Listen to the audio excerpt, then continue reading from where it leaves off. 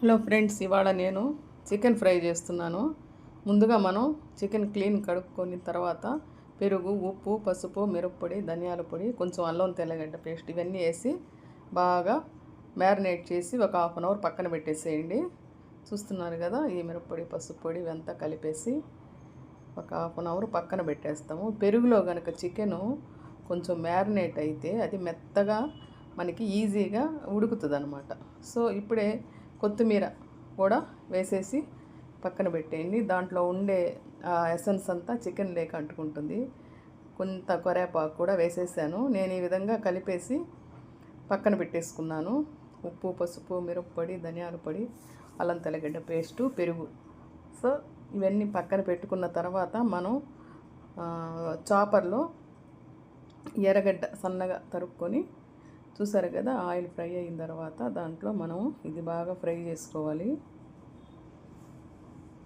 ఇంకా ఇవన్నీ మామూలేనండి. ఇంకంతా ఫ్రై చేసుకున్న తర్వాత ఈ మ్యారినేషన్ అయిపోయిన తర్వాత మనం ఎలా వేయాలో చూస్తాం. దానికి కావాల్సిన పొడి ఏంటంటే ఎండుమిర్చి 4, ధనియాలు, ఇలాచి, లవంగ, సో కొంచెం ఎండు కొబ్బరి, తెల్లగడ్డలు కూడా ఒక 4-5 పాయలు వేసి మనం దాన్ని పౌడర్ చేసి పెట్టుకోవాలి. దీనికి లాస్ట్లో వేయాల్సిన పౌడర్ అనమాట. ఇలాచీ కూడా వేయాలి.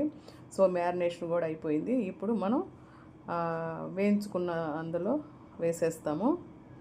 ఇదిగోండి తెల్లగడ్డలు కూడా వేసి ఇది పౌడర్ చేసి పెట్టుకోవాలి మనం. ఎందుకంటే లాస్ట్లో ఇది చల్లడానికి ఇట్లా ఉంటుంది. అది పౌడర్ చేస్తుంటే కమ్మటి వాసన వస్తుంది. చూసారు కదా. సో ఎర్రగడ్డలు కూడా ఫ్రై అయిపోయి మ్యారినేషన్ అయిపోయింది. పౌడర్ కూడా, మసాలా పౌడర్ కూడా రెడీ అయిపోయింది. ఇప్పుడు మనం ఈ మ్యారినేషన్ అయినటువంటి చికెన్ అందులో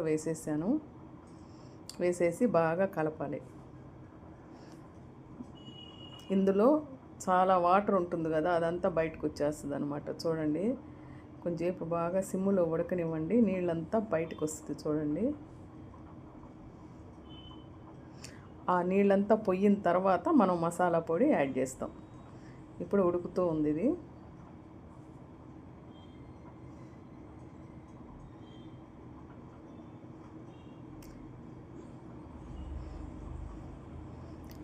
ఈ ఫ్రై అనేది మామూలుగా పప్పుచారు, సాంబారు, రసము, ఆకుకూర పప్పు ఇట్లాంటి వాటికి సైడ్ రెసిపీ అంటే నంచుకోవడానికి చాలా బాగా టేస్ట్గా ఉంటుంది.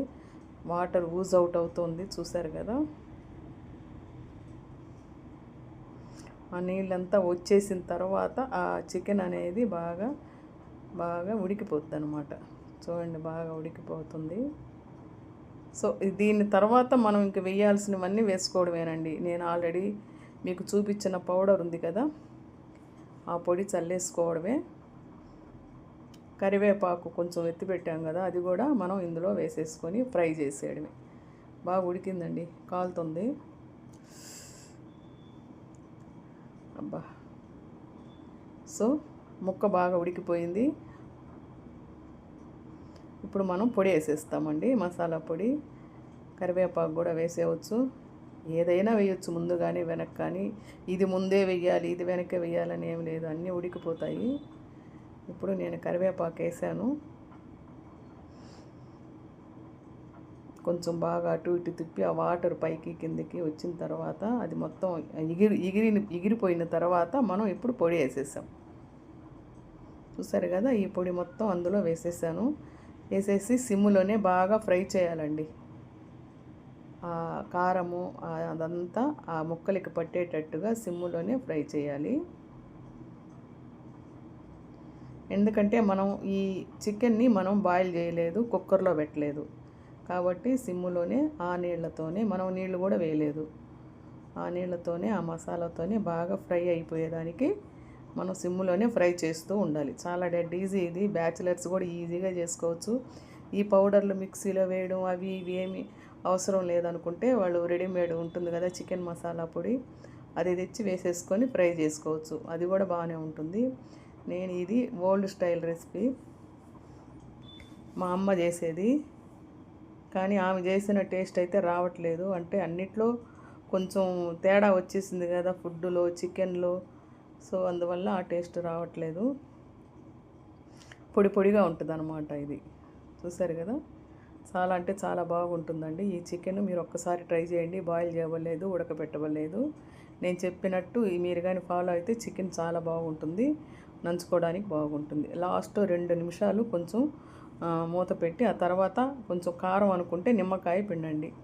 నాకు కొంచెం కారం అనిపించింది, అందుకని చిన్న నిమ్మకాయని పిండుకుంటున్నాను. ఇదండి వీడియో.